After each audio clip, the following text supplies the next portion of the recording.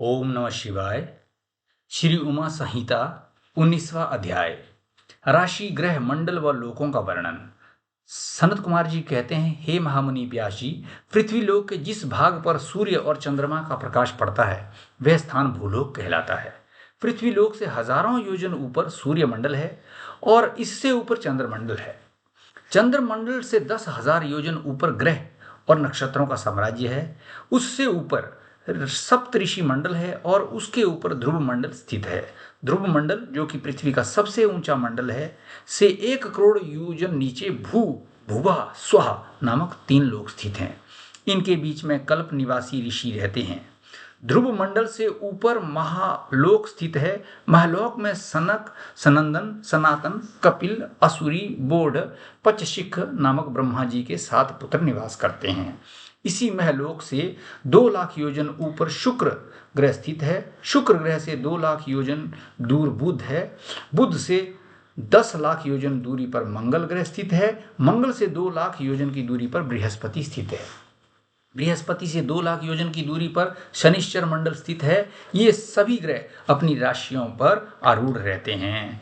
जनलोक से 26 लाख योजन की दूरी पर तपलोक स्थित है। तपलोक से 6 गुनी दूरी पर सत्यलोक स्थित है। भूलोक पर ज्ञानी महात्मा सत्य पथ का पालन करने वाले ब्रह्मचारी निवास करते हैं। भुवः लोक में मुनि, देवता, सिद्ध आदि निवास करते हैं। स्वर्ग लोक में आदित्य, पवन, वसु, अश्विनी कुमार एवं विश्वदेव, रुद्र, नाग, पक्षी आदि रहते हैं। ब्रह्मांड जल, अग्नि, पवन, आकाश और अंधकार से घिरा हुआ है। इसी के ऊपर महाभूत स्थित है। परम ब्रह्म परमात्मा गुण, संख्या, नाम और परिमाण से अलग हैं। भगवान शिव और प्रकृति देवी शक्ति के मिलन से ही देवताओं का प्राकट्य हुआ है। इसी से सृष्टि का निर्माण हुआ है। प्रलय काल आने पर ये पूरी सृष्टि शिव भक्ति में मिलकर समाप्त हो जाएगी। ब्रह्मलोक के ऊपर वैकुंठ लोक स्थित है। उसके पश्चात कौमार लोक है जिसमें स्कंद निवास करते हैं। तत्पश्चात उमा लोक स्थित है। उमा लोक में देवी जगदम्बा का निवास है। आदि शक्ति जगदम्बा से ही ब्रह्मा और विष्णु का प्राकट्य हुआ है।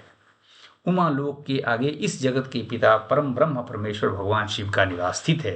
भगवान शिव ही निर्गुण, निराकार, सर्वेश्वर हैं और सबका कल्याण करने वाले हैं। 20वां अध्याय, तपस्या से मुक्ति प्राप्ति।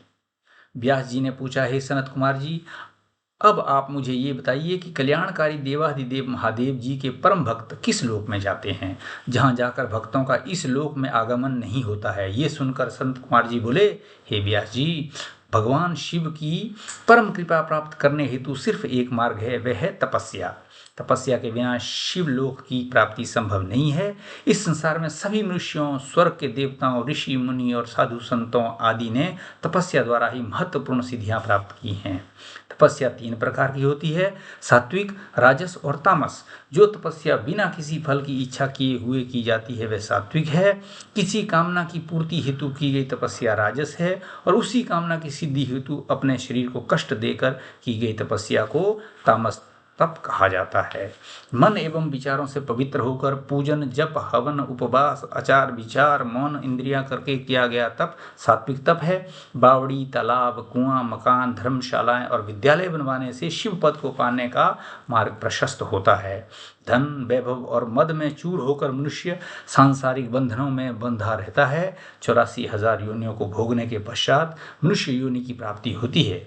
यदि उसमें भी उद्धार का कोई उपाय नहीं किया जाता तो सिर्फ पश्चाताप ही शेष रह जाता है। यहीं पर कर्म भूमि और फल भूमि दोनों हैं। धरती पर किए गए शुभ कर्मों का फल स्वर्गलोक में मिलता है। इसलिए सदा सत्य के मार्ग का अनुसरण करें, दान पुण्य के मार्ग पर चलें। अपने जीवन काल में जिन्होंने कुछ समय के लिए त्रिलोकीनाथ भगवान शिव के नाम का स्मरण किया है, उन्हें भयानक नरक को नहीं भोगना पड़ता। हर प्रकार के दुख, दर्द एवं पापों से मुक्ति दिलाने वाली शिव भक्ति ही है जिसके द्वारा मनुष्य जीवन के बंधनों से मुक्त होकर शिव पद को प्राप्त होता है। ओम नमः शिवाय।